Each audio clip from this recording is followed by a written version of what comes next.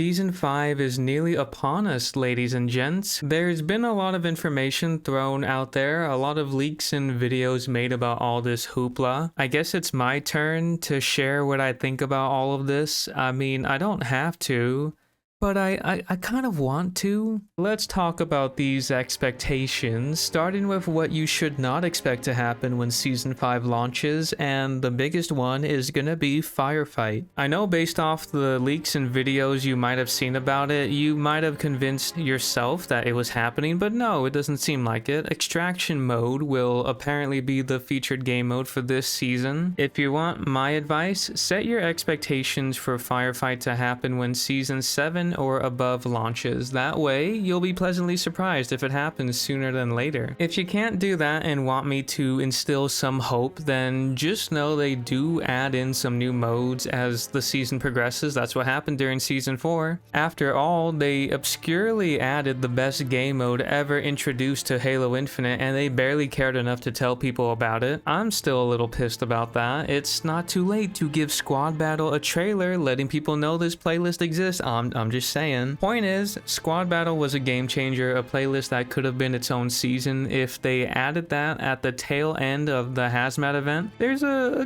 good chance Firefight could come mid-season, but I wouldn't start huffing the copium if I were you. Next, don't expect a new armor core. It's very likely the new season pass will feature a mix of cosmetics for all the other armor cores we have now, which I think is fine. We have too many of these things anyway. Half of them I don't even care about. And until they update their UI to make navigating the armor cores and other cosmetics easier, I don't think they should be adding any more armor cores, honestly. I know that people liked the look of the robot core. I personally don't like it, and I won't explain why, but don't expect this to happen until...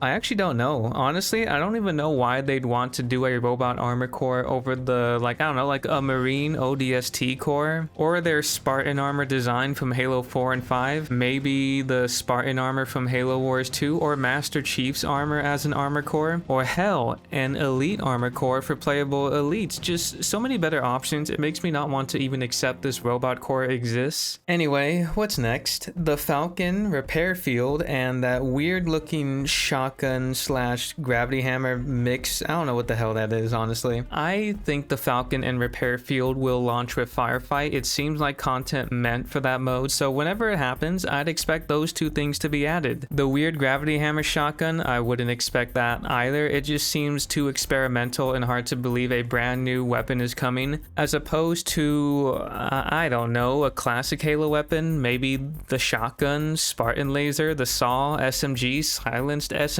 plasma rifle. Could go on, but I won't. All these other options just lead me to believe whatever this thing is, it isn't coming in Season 5. So with that being said, what should you expect to happen? I've said it already, but yeah, extraction mode, I'd say it's fair to expect that as the featured game mode. There's a good chance we might get assault as well, although I'd expect that to come mid-season. Expect 2 new maps, but it's unknown whether one of these will be for BTB specifically. Expect something to be added to the sandbox. I don't know what though, which is kind of funny. It could be that funny wormhole equipment we've seen, or it could actually just be a classic Halo weapon like the carbine, who knows? Like I said, expect the battle pass to feature different cosmetics for the other armor cores. Expect some more additions and canvases to play with in the Forge mode. Expect one more baby step towards cross-core customization. I believe helmet attachments are a thing that's up next. At this pace, I'd expect true cross-core customization to be a thing maybe by the end of next year, but hopefully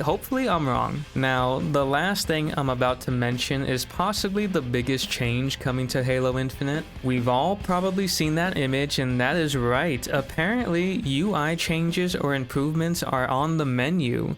Literally. We don't specifically know what beyond just a change in the main menu for multiplayer, but yeah, this is the one I have the most interest in out of all the leaks and things I've heard so far. The UI in Halo Infinite, let's cut the bullcrap, it's bad. I've hated this UI since launch, and it continues to piss me off every now and then to this day. Here are some examples. Not being able to preview the ultimate weekly rewards from the challenge menu is annoying. You got to navigate to your armory and find it manually manually. Speaking of which, I'm getting kind of tired of just scrolling left or right all the time looking for the things I want. We need to start cataloging and organizing this menu ASAP. You can't search for things by name either. I know we got some filters, but having to do that every time and not being able to save filter settings sucks. MCC has nice little pop-ups to let you know if you've completed a challenge. Halo Infinite could really use that, as well as showing your progress in game. I would appreciate better menu navigation and tool tips. Like, I'd like to know what coming soon means, like what, in a shop or in an event. Please be more specific. I could go on, but I'll stop there for now. I hope I made my point clear. Hearing the UI is getting changed, it's a Hail Mary. In terms of expectations, it could range from being mediocre to really good. It could honestly just be a new main menu look, and all of my requests would continue to be requests, which